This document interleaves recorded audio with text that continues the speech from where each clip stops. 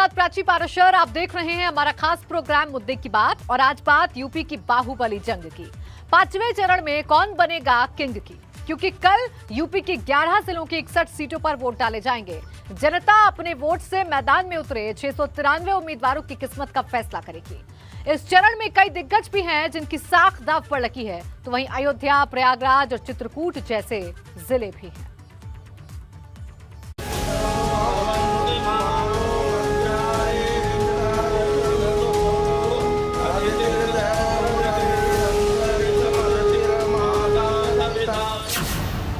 UP की बाहुबली जंग, 5वें चरण का किंग कौन?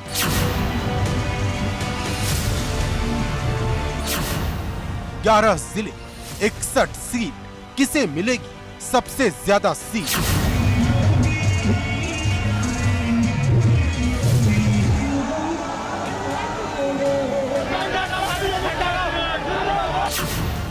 छह 692 उम्मीदवारों की सबसे बड़ी परीक्षा।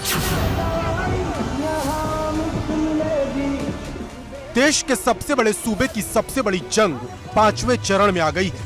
5वें चरण के मतदान में अब कुछ ही घंटे का वक्त बचा है, जब जनता अपने वोट से मैदान में उतरे सभी 692 उम्मीदवारों की किस्मत का फैसला करेगी।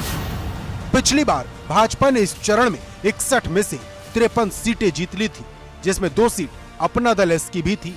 वहीं सपा 5 सीट ही जीत पाई थी, जबकि 1 सीट कांग्रेस और 2 सीट पर निर्दलीय जीते थे। 5वां चरण इस वजह से अहम है क्योंकि इसमें भगवान श्री राम की नगरी अयोध्या से लेकर प्रयागराज और चित्रकूट जैसे धार्मिक स्थल हैं, जहां सत्ता पक्ष और विपक्ष के बीच सियासी संग्राम होगा, जिसे जीतने के लिए सभी राजनीतिक दलों ने पूरा दमखम लगाया है। सबसे ज्यादा चर्चा अयोध्या की है, जिसके जरिए भाजपा पूरे प्रदेश में हवा बना रही है। पिछली बार भाजपा ने अयोध्या की सभी 5 सीटें जीत ली थी, जहां चुनाव प्रचार के आखिरी दिन अखिलेश यादव ने रोड शो निकालकर लड़ाई को दिलचस्प बना दिया।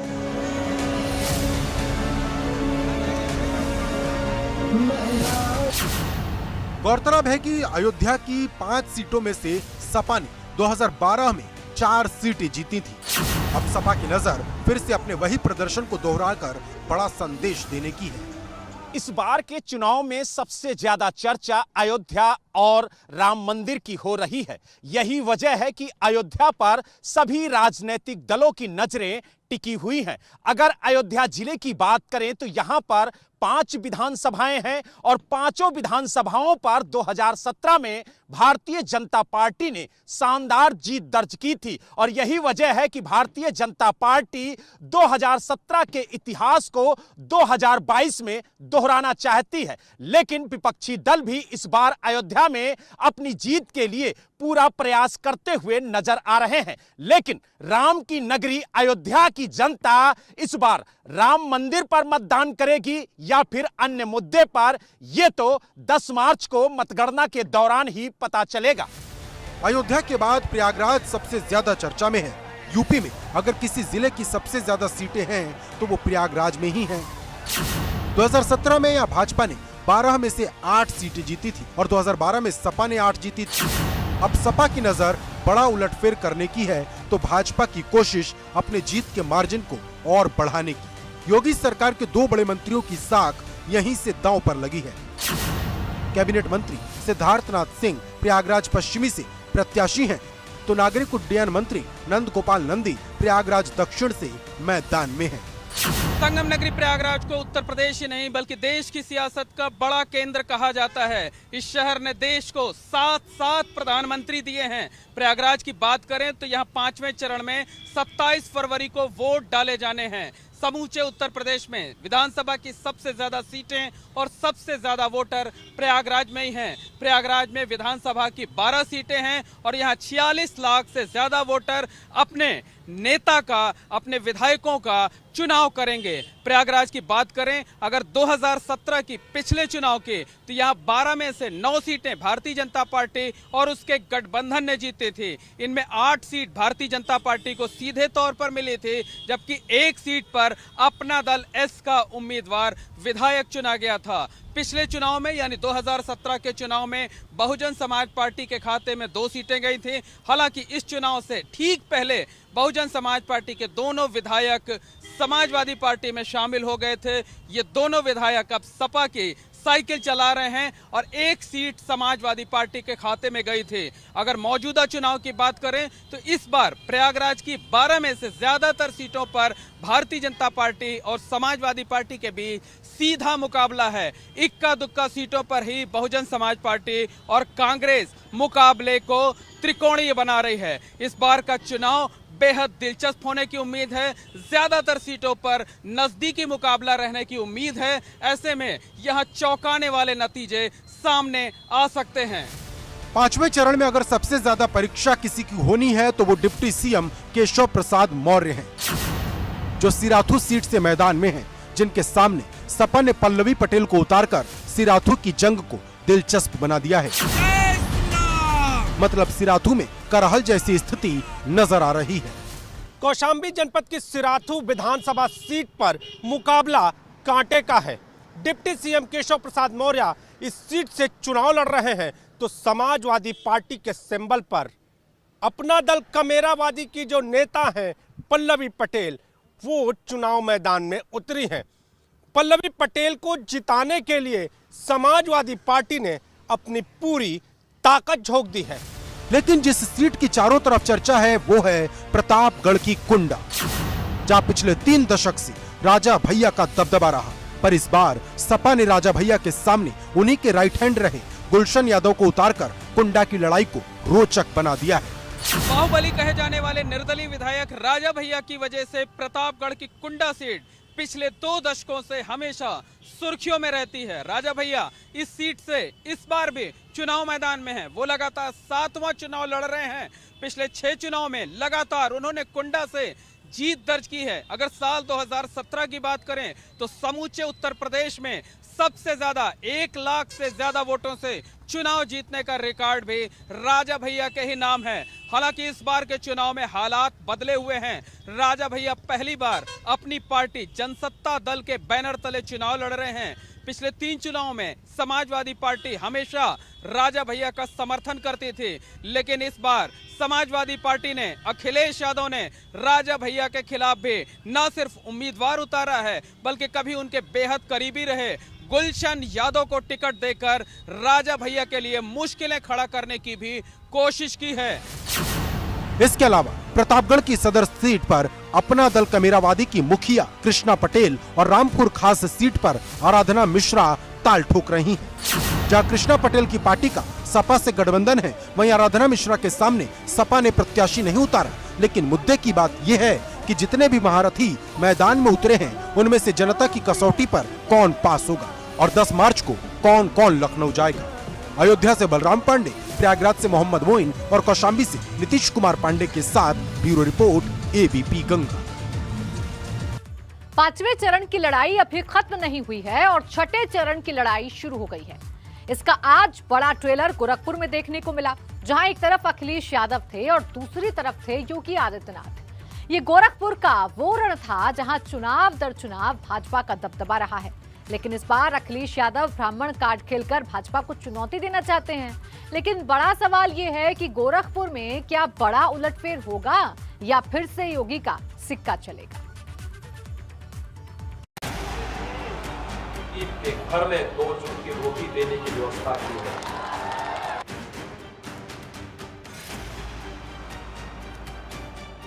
गोरखपुर में योगी वर्सेस अखिलेश, यूपी विजय का संदेश। बार गोरखपुर के लोग ही उस गोरख धंधे को बंद करने का काम करेंगे। गर्मी की लड़ाई भाप पर आई, योगी के गढ़ में अखिलेश ने ताकत दिखाई।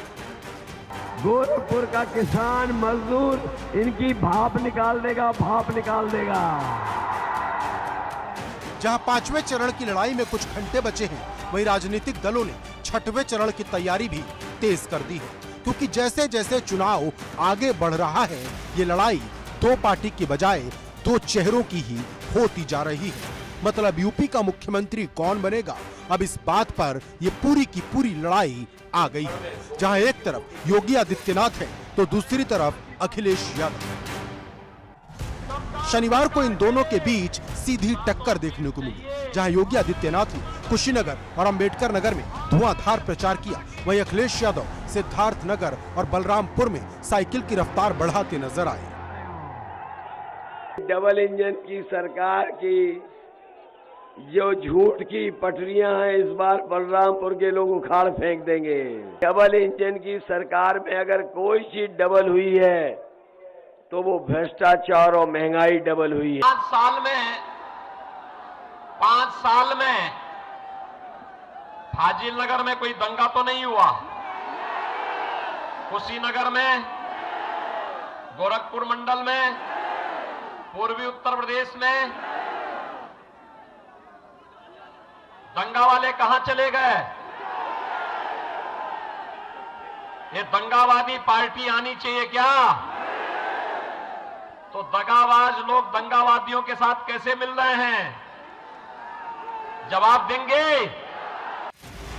लेकिन सबसे बड़ी फाइट सीएम योगी के गढ़ गोरखपुर में देखने को मिली, जहां अखिलेश यादव ने सीएम योगी पर जमकर हमला बोला। इस बार गोरखपुर में सभी सीटें समाजवादी पार्टी जीतने जा रही है और ये जो बाबा मुख्यमंत्री जी ने गोरख धंधा चला रखा था, इस बार गोरखपुर के लोग ही उस गोरख धंधे को बंद करने का काम करेंगे। आपको छठे चरण में वोट डालने का मौका मिल रहा है। छठे चरण में मुझे लगता है कि इस बार छठे चरण में ही इनको बहुत सारी चीजें याद आ जाएंगी। बाबा मुख्यमंत्री कह रहे थे गर्मी निकाल देंगे, मुझे तो लगता है इस बार यहाँ का नौजवान, गोरखपुर का किसान मजदूर इनकी भाप निकाल देगा, भाप निकाल देगा। जब अखिलेश गरज रहे थे तब योगी भी गोरखपुर में ही थे, जहां सीएम योगी अपने 5 साल के काम का जिक्र कर गृह जनपद को यकीन दिला रहे थे कि जो काम उनकी सरकार में हुआ वो कभी नहीं हुआ। सरकार में केवल पार्टी बदली, प्रदेश वही, प्रशासन वही। पहले लाभ नहीं मिलता था, अब शासन की योजना का लाभ मिल रहा है। हर गरीब को, हर किसान को, हर नौजवान को। आपको बता दें कि मुख्यमंत्री योगी आदित्यनाथ गोरखपुर की शहर सीट से चुनाव लड़ रहे हैं, जिनके सामने अखिलेश यादव ने ब्राह्मण कार्ड खेला है और सुभावती शुक्ला को मैदान में उतारा है। इसी सीट से आजाद समाज पार्टी के मुखिया चंद्रशेखर आजाद भी चुनाव लड़ रहे हैं। यही वजह है कि इस सीट की चर्चा सबसे ज्यादा है। जानकारों की माने तो अखिलेश यादव यहां जोर लगाकर करहाल वाली स्थिति रिपीट करना चाहते हैं। मतलब जो भाजपा ने अखिलेश यादव के साथ किया, वही अखिलेश अब सीएम योगी के साथ करने की कोशिश कर रहे हैं। लेकिन सवाल बड़ा है कि क्या गोरखपुर में योगी को घेरना आसान है, क्योंकि ये वो गढ़ है जहां चुनाव दर चुनाव योगी आदित्यनाथ का ही सिक्का चला, जहां सीएम योगी के सामने सारे जातीय समीकरण धराशायी हो जाते हैं। इसे इस बात से भी समझ सकते हैं कि 2017 में भाजपा ने गोरखपुर की 9 में से 8 सीटें जीत ली थी, जबकि एक सीट बसपा के खाते में गई थी। लेकिन सपा का खाता तक नहीं खुला था। लेकिन इस बार हाता परिवार समाजवादी पार्टी के साथ जुड़ा है। चिल्लू पार से समाजवादी पार्टी ने हरिशंकर तिवारी के बेटे विनय शंकर तिवारी को मैदान में उतारा है। यही वजह है कि सपा इस बार बड़ा उलटफेर करने का दावा कर रही है। वैसे गोरखपुर में कौन कितने पानी में है, इसका फैसला 3 मार्च को जनता अपने वोट से कर देगी। लेकिन जहां अखिलेश की नजर गोरखपुर पर है, वहीं डिंपल यादव ने 7वें चरण की तैयारी शुरू कर दी है। शनिवार को डिंपल जौनपुर में थी, जहां डिंपल ने भाजपा पर जमकर हमला बोला। ये डिंपल यादव की दूसरी रैली थी। इससे पहले डिंपल सिराथू में पल्लवी पटेल के लिए प्रचार करने पहुंची थी। आपको बता दें कि जौनपुर समाजवादी पार्टी का पुराना गढ़ रहा है, लेकिन 2017 में भाजपा ने यहाँ सेंधमारी की थी। अब मुद्दे की बात यह है कि जौनपुर और गोरखपुर में इस बार किसका सिक्का चलेगा, क्योंकि यूपी की हवा किस ओर है, इसका फैसला पूर्वांचल ही करेगा। Bureau report, ABP Ganga.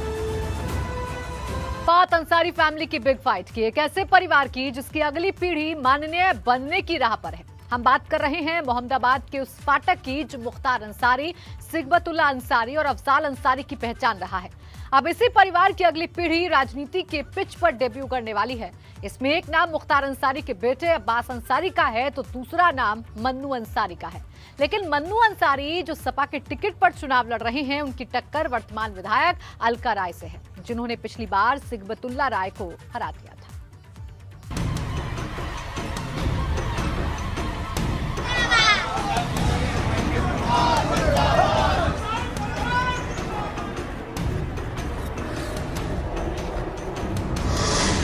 Purvanchal की रणभूमि में अंसारी फैमिली की बिग फाइट।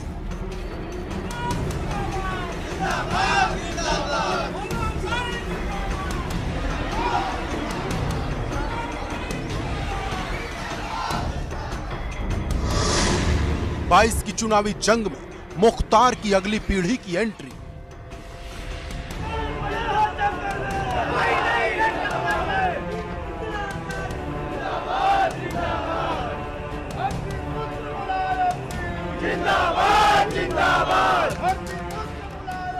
यूपी की सियासत में मोहम्मदाबाद का फाटक किसी पहचान का मोहताज नहीं। कभी इसी फाटक से तीन भाइयों सिबगतुल्ला अंसारी, अफजाल अंसारी और मुख्तार अंसारी की कहानी शुरू हुई और अब इसी अंसारी फैमिली की दूसरी पीढ़ी राजनीति में जोर आजमाइश के लिए चुनावी मैदान में है।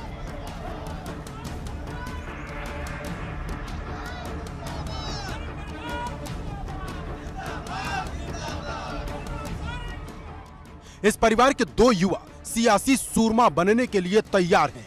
इसमें एक नाम बाहुबली मुख्तार अंसारी के बेटे अब्बास अंसारी का है तो दूसरा नाम सिबगतुल्ला अंसारी के बेटे मनु अंसारी का। जहां मुख्तार अंसारी के बेटे अब्बास सपा के सहयोगी सुभाषपा के टिकट पर मऊ सदर सीट से ताल ठोक रहे हैं, तो वहीं सिबगतुल्ला अंसारी के बेटे मनु मोहम्मदाबाद सीट से मैदान में है।